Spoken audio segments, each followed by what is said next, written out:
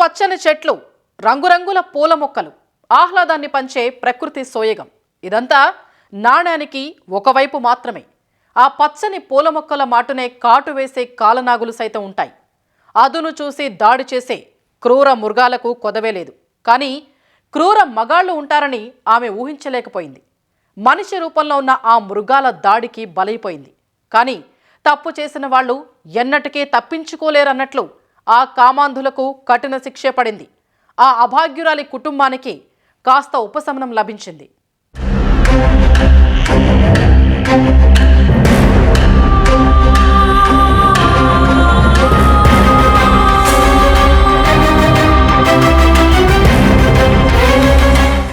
దివ్యాంగురాలైన కుమార్తె డిగ్రీ చదివే కుమారుడు కోసమే ఆ మహిళ కూలి పనులకు వెళ్ళింది. పిల్లల భవిష్యత్తు కోసం భర్తతో కలిసి ఊరు కాని ఊరొచ్చి రెక్కల కష్టాన్ని నమ్ముకుంది. కష్టపడి పనిచేస్తూ కుటుంబానికి ఆసరాగా నిలిచింది. రోజు మాదిరిగానే ఏడాదిన్నర క్రితం పూల మొక్కల నర్సరీలో పనికి వెళ్ళింది. కాని మళ్లీ ఇంటికి తిరిగి రాలేదు. ఆ పూల మొక్కల మధ్యనే విగతజీవిగా పడి ఉంది. కూలి పనికి వెళ్లిన ఆ మహిళకు ఏమైంది? ఆమె చావుకు కారణం ఎవరు? ఆమెను ఎవరు ఎందుకు చంపారు?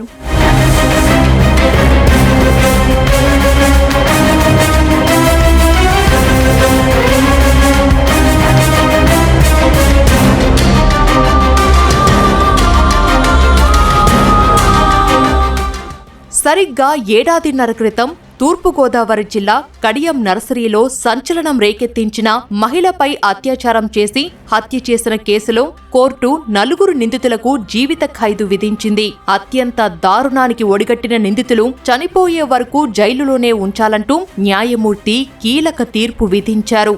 ఇలాంటి దుర్మార్గులకు బయట తిరిగే అర్హత లేదని తేల్చి చెప్పారు. వారు దొరికేదాకా పూర్తిగా మర్డర్ అండ్ రేప్ కింద మనకి తెలియదు.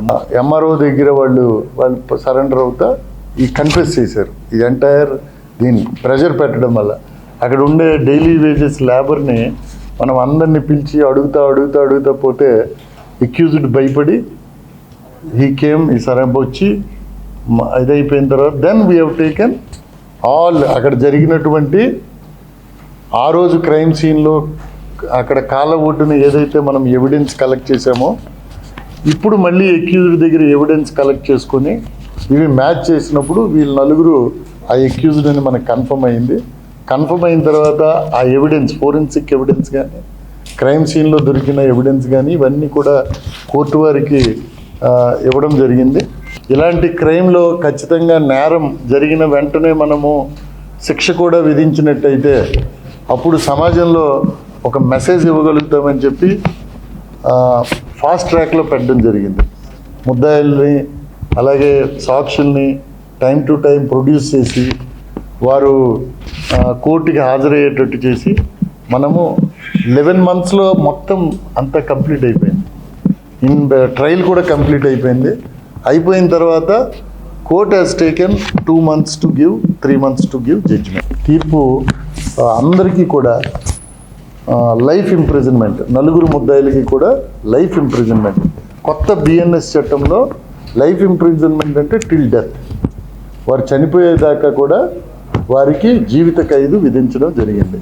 ఈ 4 కూడా యంగ్స్టర్స్, తెలియనితనము లేకపోతే విచ్చలవిడితనం వల్ల ఇది జరిగింది. తూర్పుగోదావరి జిల్లా కడియం నర్సరీలు పచ్చదనానికి, ఆహ్లాదకర వాతావరణానికి పెట్టింది పేరు.